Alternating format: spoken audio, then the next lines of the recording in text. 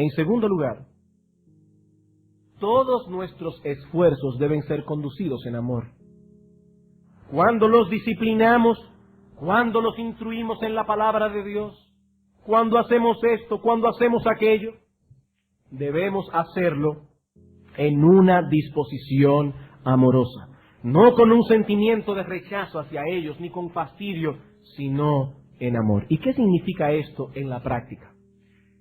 Hermanos, yo quisiera en este punto no solamente que los padres me escuchen con atención. Muchos aquí son tíos, abuelos, abuelas. Otros son profesores de escuela dominical. Aquí hay muchos, la mayoría de los profesores del Colegio Cristiano Logos son miembros de nuestra iglesia y como entendemos que deben ser miembros fieles, suponemos que están aquí en esta noche. Profesores del Colegio Cristiano Logos. Escúchenme con atención, escúchenme con atención. Hacer todas las cosas en amor significa, entre otras cosas, que hay dos males que debemos evitar. Y lo vamos a hacer en un sentido negativo más que positivo, por las muchas fallas que tenemos en esas áreas. Dos males que debemos evitar. Dos males que son totalmente inconsecuentes con esa disposición de amor. ¿Cuáles son? En primer lugar, debemos evitar las expresiones humillantes y sarcásticas al corregir a nuestros hijos. Debemos evitar las expresiones humillantes y sarcásticas al corregir a nuestros hijos. El niño tropieza con algo porque estaba distraído. Y entonces le decimos, tú siempre estás en la luna. Es que tú no viste que eso estaba en el medio. Por supuesto que no lo vio, porque si lo hubiese visto probablemente lo hubiese evitado. Eso es hablar sarcásticamente, eso es humillar a nuestros hijos y eso es completamente opuesto al espíritu de amor del que nos habla la palabra de Dios. Nunca haces nada bien. Parece como si tuvieras la mano de mantequilla. Todo se te cae de la mano, todo se te resbala. Hermano, eso hiere innecesariamente a nuestros hijos. Innecesariamente. Profesores cristianos, esa forma de hablar le hace daño a los niños que Dios ha puesto a vuestros cuidados. Dime una cosa, ¿te atreverías a hablarle así a alguno de los padres de tus alumnos? ¿Tú te atreverías a decirle a un padre, pero tú siempre llegas tarde? ¿O tú nunca haces las cosas bien? ¿O tú vives en la luna? ¿La hora de entrada es a las 7:45? ¿Te atreverías a decirle eso a algún padre de alguno de tus alumnos? Bueno, si no lo hacemos con los padres, ¿por qué lo hacemos con los niños? ¿O acaso ellos no son seres humanos creados a la imagen de Dios, igual que los padres? ¿O no será que es un abuso de poder porque ellos no se pueden defender? Hermanos, ellos también han sido creados a la imagen de Dios. Y cuando los humillamos de ese modo, innecesariamente estamos pecando contra Dios y estamos cometiendo un abuso de poder. Estamos cometiendo un abuso de poder. Dios nos colocó en esa posición de autoridad, ya sea como padre, como madre, o como profesor de escuela dominical, o como profesor del CCL, para procurar el bienestar de aquellos que están bajo nuestro cuidado. Y lo mismo ocurre cuando humillamos innecesariamente a nuestros hijos corrigiéndolos delante de los demás. Hay ocasiones en que eso es inevitable, pero debemos estar completamente seguros de que era inevitable. Por ejemplo, si vamos en el carro, en un viaje larguísimo, y uno de nuestros hijos se pone a neciar y a hacer lo que no debe hacer, probablemente tendrá que ser corregido delante de sus hermanos. En ese caso es inevitable. Él se ganó la corrección delante de todos. Pero si estamos en la casa, lo mejor es llevarlo a un lugar aparte antes que corregirlo en público. Hermanos, no hay ninguna razón para hablarle a nuestros hijos con sarcasmos. No hay ninguna razón para ser irónico con ellos. No hay ninguna razón para humillarlos con nuestras palabras. No hay ninguna razón. Eso hiere profundamente el alma y el corazón de nuestros hijos. Así que primeramente, evitemos las expresiones humillantes y sarcásticas. En segundo lugar, debemos evitar a toda costa corregirlos con ira, con gritos o con una expresión de fastidio. Hay niños que sienten que ellos sobran en su casa, porque sus padres le han hecho sentir que ellos son una razón de molestia, que ellos son un fastidio, que ellos son una maldición en la vida de esos padres. Ellos no pueden descansar, no pueden hacer nada, porque los niños están allí. Hay niños que la única corrección que reciben de sus padres es en el contexto de gritos, de rostros airados o de expresiones de fastidio. Y hay otros niños que han tenido la triste experiencia de que ellos no saben lo que es el perdón paterno. Ellos no saben lo que es el perdón. Yo he escuchado de padres que se pasan 1, 2 y hasta 3 días sin hablar a sus propios hijos por algo que han hecho. Hermanos, eso es totalmente inconsistente con la fe cristiana. Es deplorable que una persona diga que es creyente y haga algo así. ¿Y qué le está enseñando usted a sus hijos de lo que es el perdón de Dios? Si dice la Escritura incluso que nosotros debemos perdonar si es que acaso hemos sido hechos participantes del perdón divino. En este excelente libro, El corazón de una madre, Jean Fleming cuenta la siguiente anécdota personal. Y pienso que cualquiera puede identificarse con ella aquí. Cierto día me encontraba hablando por teléfono cuando escuché un golpe sordo en el salón. ¡Bum! Golpe.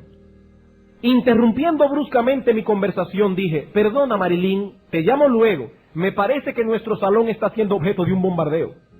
Segundo después, 2 de los niños estaban tímidamente delante de mí. Cerca de ellos había un tiesto roto, tierra húmeda esparcida por la alfombra y una planta mutilada con las raíces al aire. Imagínese la escena. Yo sé que cualquier madre aquí puede imaginarse la escena. Aquí no estamos hablando de que los niños cometieron ninguna falta a la autoridad. Sencillamente algo hicieron, una torpeza de niño, voltearon el jarrón y ahí llegó la madre, la tierra encima de la alfombra, la planta, que quién sabe qué planta era, con las raíces al aire. Imagínese la escena. Yo contaba lentamente hasta 10. Mamá, dijo uno de ellos, yo lo he tirado. De verdad que lo siento. ¿Me perdonas? Y ahora dice ella: siempre recordaré el alivio que sentí al experimentar por primera vez el perdón de Dios. Él borró mis antecedentes y me dio un nuevo comienzo. Y ahora uno de mis hijos se encontraba delante de mí pidiéndome que le concediera empezar otra vez. A mi mente vinieron las palabras de Pablo: sed benignos unos con otros, misericordiosos, perdonándoos unos a otros, como Dios también os perdonó a vosotros en Cristo.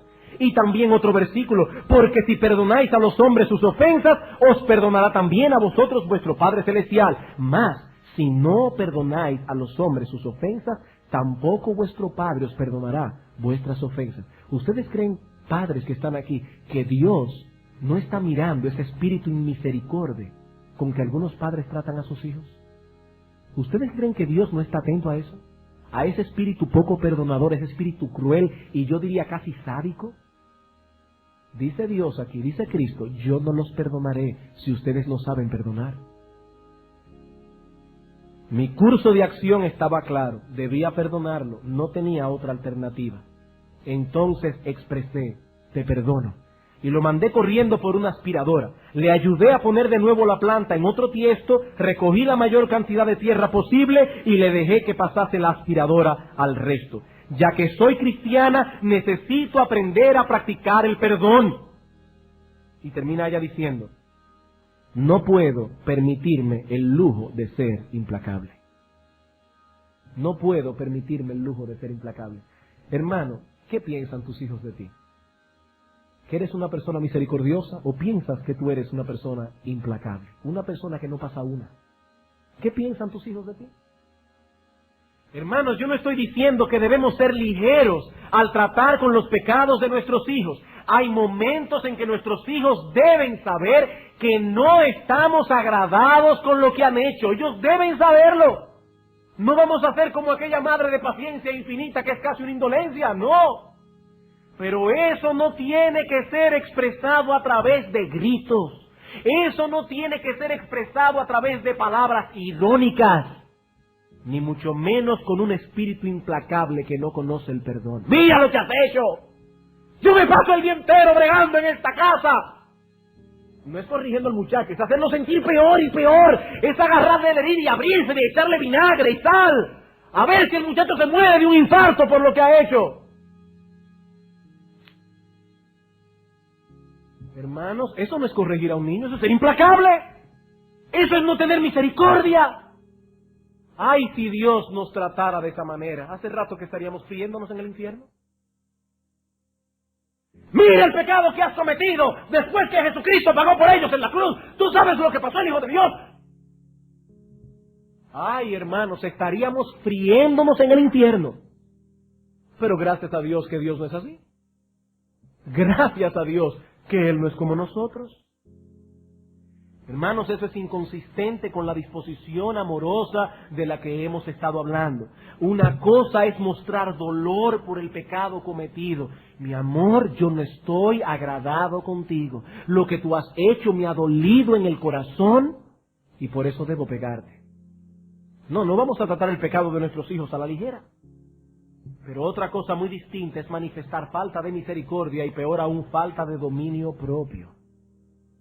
Hermanos, pidamos continuamente a Dios en oración que nos dé de su gracia para que podamos mantener a raya nuestras pasiones, para que podamos criar a nuestros hijos en un clima de amor. Y lo triste de todo esto es que cuando no hacemos las cosas como debemos hacerlas, no solo estamos haciendo daño a nuestros hijos, sino que probablemente le haremos daño también a nuestros nietos que quizás ni siquiera han nacido.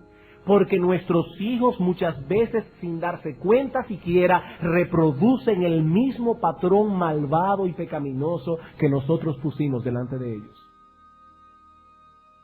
Antes de pasar al próximo punto, quisiera decir unas palabras a todos aquellos que probablemente están aquí en esta noche sentados y pensando, yo fui criado en ese mismo contexto.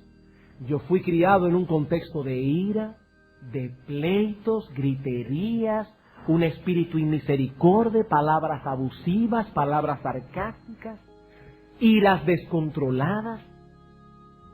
Hermano, si tú profesas ser cristiano, el hecho de que tú hayas sido criado en medio de tales circunstancias no es un permiso para repetir ese mismo patrón.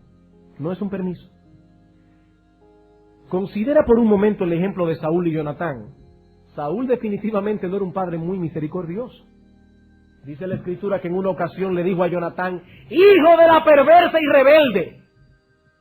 Óigame, eso no son palabras muy amorosas para un muchacho. Dice que en otra ocasión inclusive Saúl le tiró una lanza a Jonatán para matarlo. Saúl no era un padre controlado, era un hombre iracundo. Y sin embargo, ¿qué vemos en Jonatán? Un muchacho piadoso y desinteresado. Sabiendo él que si David moría, él era al que le tocaba el trono. Jonatán hizo pacto con David porque él decía, Dios escogió a David, no me escogió a mí, y yo quiero hacer la voluntad de Dios. David, voy a hacer todo lo posible porque tú y no yo llegues al trono de Israel. Criado por un padre iracundo, por un padre egoísta, por un padre hasta paranoico. Este hombre veía rebelión por todas partes, era un paranoico. Por causa de su pecado, por causa de su maldad, por causa de su egocentrismo. ¿Y qué salió de allí? Salió Jonatán. No, hermanos, la gracia de Dios es suficiente para que ese pasado no nos afecte en el presente. La gracia de Dios es suficiente.